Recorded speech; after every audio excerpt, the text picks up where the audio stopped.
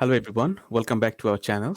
I'm delighted to have you here today. I am your host, Tanvir, and today we have our guest who is a Reiki master. And in previous session, we also know many things about Reiki, and she is none other than Ema Melanaphy.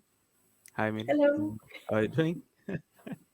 So, in the last session, we have discussed about what is Reiki, where it came from, the different type of Reikis and the lineages, Mhm. whether it is safe or not, and definitely it is. So there is a link in the description below, so you can check our first part. And today we will discuss more about learning Reiki, the levels of Reiki, attunement, and also a little bit about symbols which we use in our Reiki session. Before we dive into our discussion, let's introduce our guest, Ima Melanaphy. She is a renowned Reiki master, holistic and complementary therapist. And today we are really privileged to have you here, Ima. Oh, Would, thank you, Tanvir. It's my pleasure. Thank you for y- inviting me.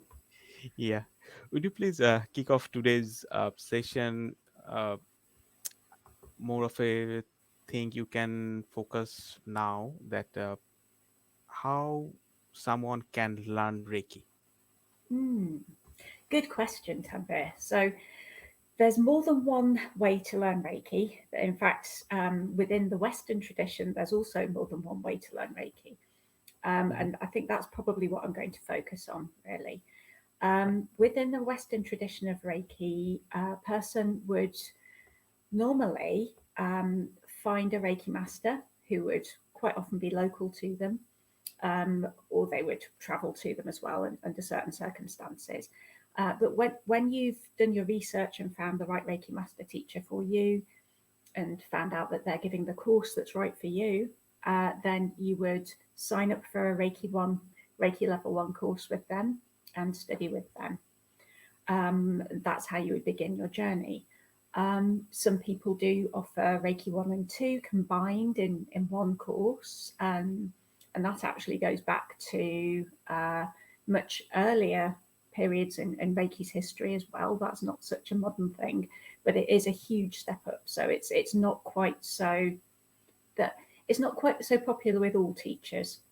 Um, and there's another option, which is learning via the internet. There are an awful lot of online Reiki courses nowadays, and they can take different forms. Some of them are blended, where you would have Zoom meetings with the rest of your class or your Reiki master, and you would have modules to complete at home.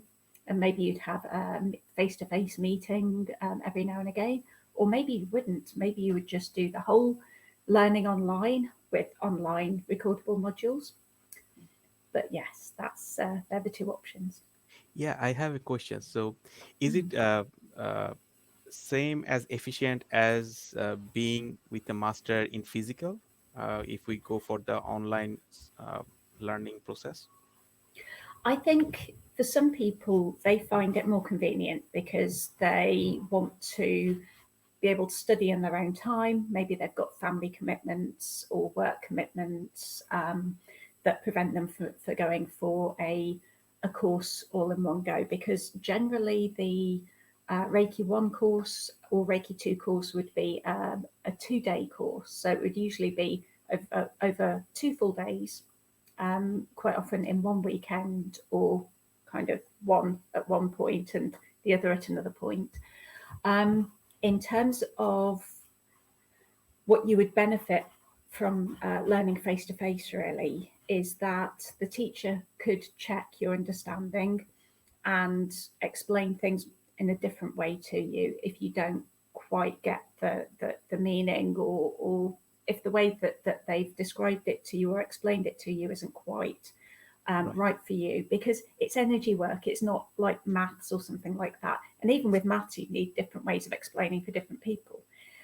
Also, there's the whole energy of the situation in the classroom. So that's also part of it. And if you are separate from your teacher, it can be a bit more difficult to establish that energetic rapport, that kind of relationship that supportive Mhm. relationship of master and teacher, master, teacher, and student. Sorry. Right. So yeah, I hope that answers that. Yeah, Yeah. that's quite interesting. So Hmm. I have some personal questions. So like Yeah. many of us might interested about whether I mean how to find a master. So if someone is interested to learn Reiki from you, so are you Mm. available to teach them Reiki through online? I have given I've given a one of my courses as a blended course Hmm. where I would have conversations online with somebody who was very, very busy with a lot of um, home responsibilities and work responsibilities, and they really didn't have the time to just have 2 days or 5 days, or I think it was a master practitioner course. Right. So I would set her assignments, we would meet, there'd be practical elements, so it's a really nicely balanced course. And then we would meet up for tutorials, and I would give her her achievements at the appropriate time during the course. Um, I think I would be interested in giving blended courses and in teaching the theory, and helping people get their heads around Reiki online, and having some aspects kind of just up for people to download and type in Mm. and then get the marks. But I do feel like for me, I'm very much a people person, and I want to be there with the people and make sure that Mhm. I'm satisfied that I've communicated everything the right way, that they've picked it up and received it as it was intended. And it's just, it works better for me as a teacher, to at least have that sort of level of face to face contact with people. So Right. yeah. Yeah. Thanks, Ema. So in the description, you can find about more about Ema, and you can contact with Ema about course and Reiki stuffs as well. Let's go to the next question. So it is what should a person expect to start his or her Reiki journey? Mm. So expect the unexpected is what I would say first up, always with Reiki. Am I right? Yeah, yeah, definitely. Yeah. So, yeah. So basically, a Reiki journey is going to be different and unique for everybody because we're all different and unique. And it will depend on our background, our personality, where we are spiritually. All of our experiences make us who we are, and all of, yeah, basically. Um, Also, your teacher, where you are in your life, kind of the process of your life will make a difference. Um, it always involves personal development, always. It also always involves change. So even if you think it's not going to, even if you think, yes, this is just going to be the next step on my path, there are going to be things you'll need to let go of. There's going to be deep healing that happens because Reiki always wants to heal. And as soon as you get attuned to it, it kickstarts that healing process in ways that you couldn't possibly imagine or expect, because Reiki is the essence of healing, and it just takes you straight to the heart of the matter, and you just Right. learn so much. Yeah. Without um, it, sorry. Sorry. Uh, so the thing is that without experiencing it, it's much more difficult to explain that how the things will work. But when someone get attuned, which we Yeah. will discuss in our next question, so Hmm. after then they can experience it with their heart, with their feelings. But it is Hmm. really hard to explain that how the journey would be. But definitely it would be very fantastic. Yes. And it can be, yeah, it can be very vivid, or it can be very subtle. And Right. I always advise my students to keep a journal after the attunement process, after the course. Hmm. Keep a journal for at least the next month, because there will be a time in the future where you're going to want to go back and look at that, and things will start to make sense and fit into place, especially if you go on to do Reiki level 2, Hmm. because you might find similar strange things or unusual things happening and think, why is this happening? You look back and you see it happened the first time. It's just that so much changed and so much happened during your sped up spiritual and energetic evolution that you've Mm-hmm. just forgotten it on the way because you have to stay present with what where you are now, if that Right. makes sense. Yeah. Yeah. Yeah.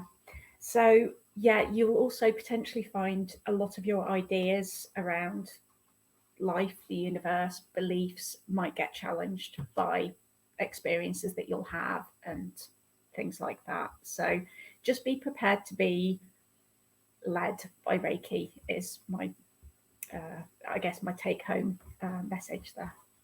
Yeah. Thank you. Thank you for shedding light on this topic. And Mhm. now let's discuss about attunement. What is Mm. attunement in the context of Reiki? Yeah.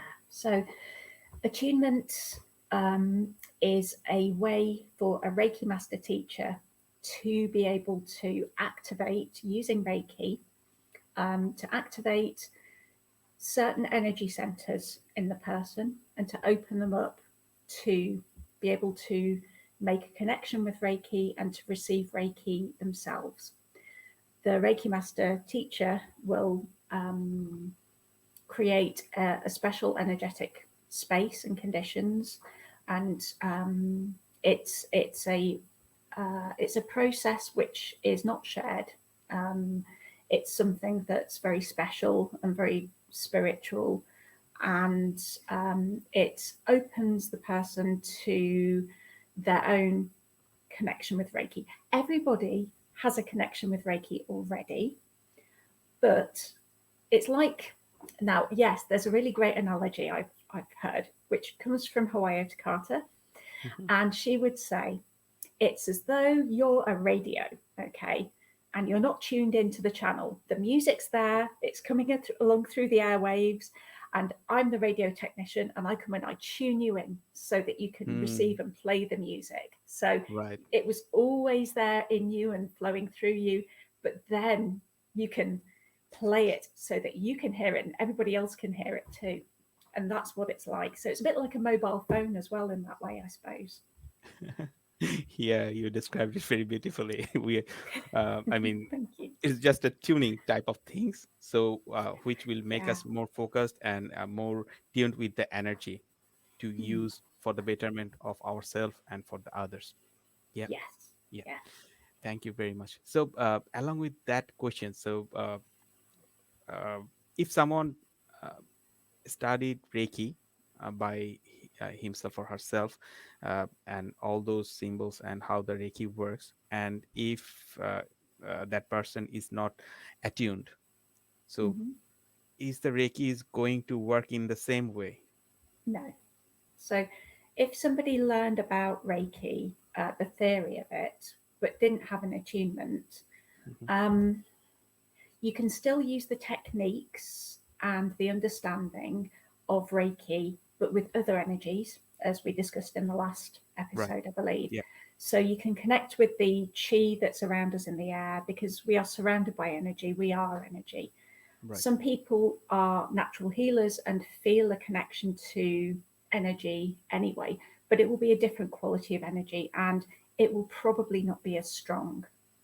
Hmm. The thing about Reiki is that it's very, very powerful, Hmm. and you also are unlikely to have that same kind of guidance or information that you get with Reiki because Reiki knows where to go, and that's also part of the um, learning as a healer and as a Reiki practitioner that you get with the attunement. So also it comes down to the fact that you wouldn't be attuned to Sui Reiki, so you couldn't really call yourself a Reiki practitioner, and yeah, the experience would be different. Partly because where we get Reiki from is somebody, i.e., Mikao Sui, Hmm. being enlightened, having an enlightenment experience on Mount Karama or Hmm. Satori. Unless you've been and had an enlightenment experience, you're not going to have the same kind of healing capabilities unless you've been attuned to a Sui Reiki. Right. Right. Yeah, that makes more sense. So, along with the attunement, so I have heard about. there are different kind of levels, like level 1, Mm, level 2, master level. Could you please yes, give some light on those levels as well? certainly. Thank you for asking. So, Welcome. level one, level one is the beginner's level. Mm-hmm. So, it is all about you and Reiki. You Mm-hmm. get your connection to Reiki, and basically, you're getting used to that. So, you're using Reiki with yourself. You're getting used to listening to Reiki, to practicing with it a lot, to opening up your energetic pathways, to tune into your um, intuition more, and to just getting used to being an energy worker, and maybe meditate. It's best if you do meditate with Reiki as well. Mm-hmm. So it's that personal development stage. You can use it for friends and family, but it's primarily about self treatment and self development at level one.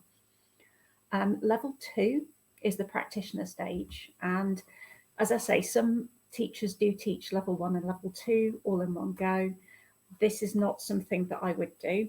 And in fact, the guidance that comes from the UK Reiki Federation and from, I believe, from the CNHC, which is the regulator for complementary therapies in the UK, Mm-hmm. is that there should be at least 3 months between Reiki 1 and Reiki 2 because there's such a long period of adjustment, because you've got to get used to using Reiki for yourself and for others.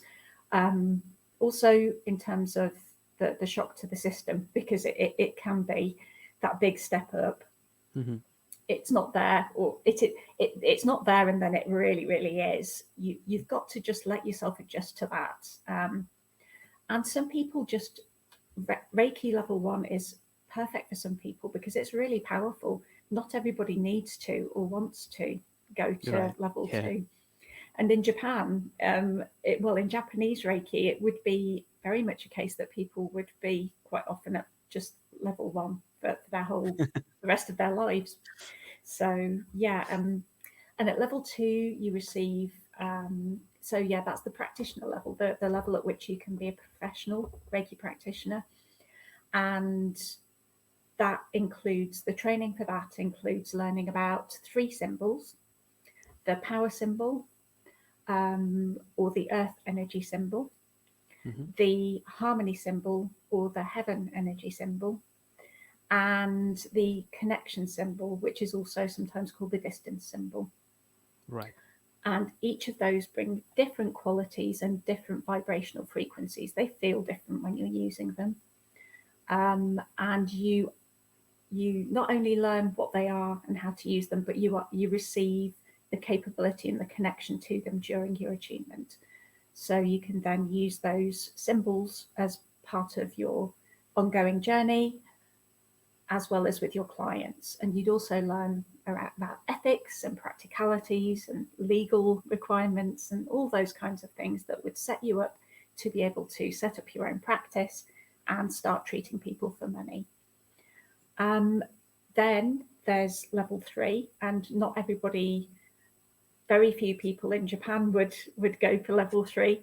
A lot of people nowadays go into Reiki and want to get to master level straight away, and that's kind of like end goal. That's where I'm going, without even having been attuned to level one. So it's like, whoa, hold your horses, Yeah. one step at a time. See how Yeah. you get on. But Yeah. yeah, you'll know when it's the right time for you. And I would advise just take your time. Mhm. It's a journey. It's not about a finish line, Yeah. because far from it. That really is. That's all about very deep healing. That's all about the really buried stuff. That's it's it's tough going. It's big, and it's also about making a very deep connection and commitment to Reiki in your life. Yeah. So about the master level, could you please Mm. say a little bit more that what one should expect in the master level? Yes, so you learn the hidden teachings of Reiki. You learn about the nature of Reiki and the nature of who and what we are. Um, it's very deeply spiritual. It is you learn the Reiki master symbol, at that level. And you also, if you're learning at the practitioner level, you wouldn't learn how to attune people. That would just be, you would use the master symbol Right. in your own practice. You probably wouldn't use it with clients really. You would just use it for yourself with your own practice, and you would be learning more advanced techniques. Um, and with the master teacher level, you would also learn and practice the attunement process. You would also learn how to teach people and all of the responsibilities that come with being a Reiki master teacher, and fulfilling your role as a Reiki master teacher, because it's a big responsibility. Um, I certainly take it as such, and when people learn with me, um, then I'm undertaking to work with them to step up their energy, to give them, and it's a very different sort of thing that you're supporting people through. You can have kind of identity crisis, existential crisis, because it throws your world upside down. So Right. um, yeah, but yes, it's really deep, and it takes a lot longer to do a Reiki master practitioner, master teacher level, or at least I feel like it should do, because you have to cover a lot more, and you have to learn a lot more, and you have to give yourself. I feel like it's best to undertake that in a kind of a retreat setting, or um, Right.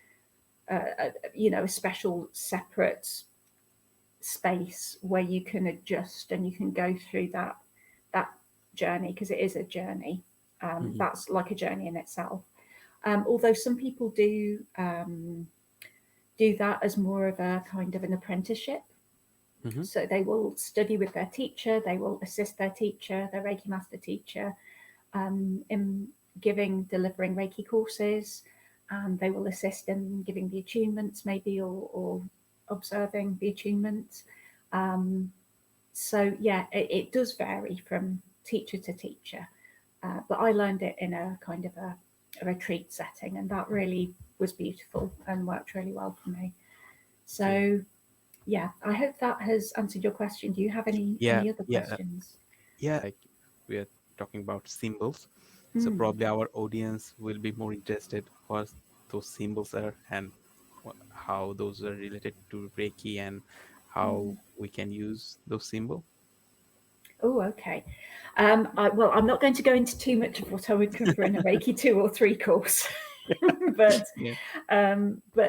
so the first symbol is the Earth energy symbol, and it's really about um, it's the power symbol, and it can be used in cleansing spaces. It can be used in, it's a bit like the gas pedal. One of my former Reiki masters explained it as a bit like the gas pedal of the universe. It gets things done. It kind of smooths the way and helps things to flow as they need to, and helps remove blocks. So yeah, being super cheeky. Actually, it's kind of cheeky. It kind of isn't, because you can use these symbols in your day to day life in any way that you choose to, and they will only ever work for the good. So you don't need to worry about that.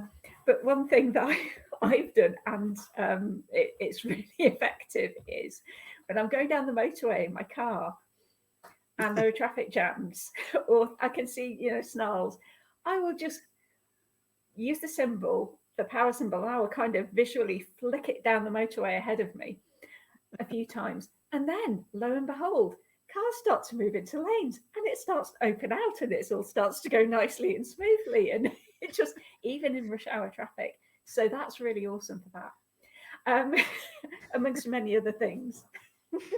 Yeah, right. So people who are at least attuned with the level one Reiki, they can also experience the same things which you were just told.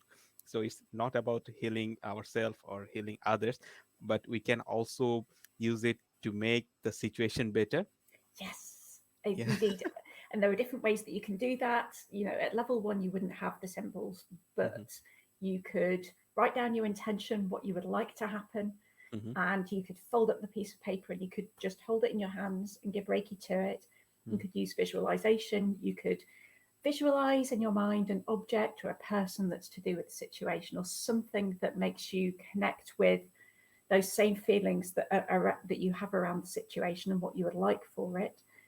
And you could just imagine sending Reiki to that. Visualization is a really powerful thing, not because of you imagining it, but because that act and you imagining it does something to your own energy, Right. which is the real essence of what you're doing there. Right. So yeah, so that's the power symbol, and the harmony symbol, which is also called the mental healing symbol, is all about helping to break negative patterns. It's about helping to make kind of habits that are not helpful, helping to just ease them and smooth them. The way it looks actually illustrates that really beautifully. And I'm not going to draw it for you, but if you're level 2, then you'll know that. And you can use it for people who have issues with mental health, so kind of anxiety, or people who are going through difficult personal times. It can be really helpful to use under those circumstances. Right. Yeah. Mm-hmm. So that's valuable information for those who are considering learning Reiki. And today's last questions for you. Does a Reiki practitioner need to feel or sense whether the Reiki is working during a session? The answer to that is no, absolutely they don't. Mm-hmm. So there are a number of different reasons why a person would not feel Reiki that I know of. Mm-hmm. But so if you're very new to Reiki, you might be you may be developing your sensitivity to Reiki, so you might not feel the flow as strongly as you would do later on in your journey. Right. If you are later on in your journey and you normally would feel Reiki flowing, and it's perfectly normal to have times where you would not feel it flowing, and that could be because of certain things, like for example, maybe the person receiving, maybe it's very private to them and they don't want to share in things about what's going on during the treatment with you. Mm-hmm. And so it's just them and the Reiki, and you're there. You just have to trust that it's flowing, that it's going to where it needs to go, and just listen to your intuition and trust and let it flow and be open. Don't worry about it, would be my advice. And another reason why you might not feel the flow is if you're going through stuff yourself, and if receiving the information, or feeling the flow of Reiki with whatever quality it has going to the person, if that would disturb you or be too much for you, or if it's not right for you to feel that, then you wouldn't, because it only ever works for the greatest and highest good. So yeah, they're the main reasons why a person wouldn't feel the flow of Reiki. But there's another one, and that's the fact that not everybody experiences intuition in the same way. Just as some people are more visual learners, some people are more audient learners, some people are more kind of to do with ideation. We've all got our own strengths. Not everybody is going to feel it strongly in their palms or in their bodies. Some people just have ideas or images. Some people find that their hands just want to go somewhere. And you learn to work with your own strengths, and that's how you kind of develop. It's not to say that you won't ever feel it like that, because you Mm-hmm. might, Mm-hmm. but not everybody works with and uses Reiki in the same way. So if you find that you experience it differently from other people, please don't ever feel like that's something you're doing wrong or something to be worried about, because we are all different. Right. Right. Yeah. Thank you, Ima, for addressing all those questions today. So, You're do welcome, you have Tanvir. anything to? So, Ima, would you like to say something before we wrap up the session? I would just like to thank you again for inviting me. And yes, if you are interested in learning Reiki and if you feel drawn to it, I would strongly recommend that you go for it, and always find a Reiki master who resonates with you, because follow your heart, um, as well as the credentials. Right. Yeah. So, in our next session, we will deep dive into spirituality and dowsing. It is a profound gateway to tap our psychic ability. Before we wrap up, remember to hit the like button and subscribe to our channels for more insightful conversation. Your engagement keeps us going. Thank you all for being part of today's engaging conversation. Until our next session, stay curious, stay open minded, and keep exploring the wonderful world of spirituality. This is Tanvir signing off. Bye.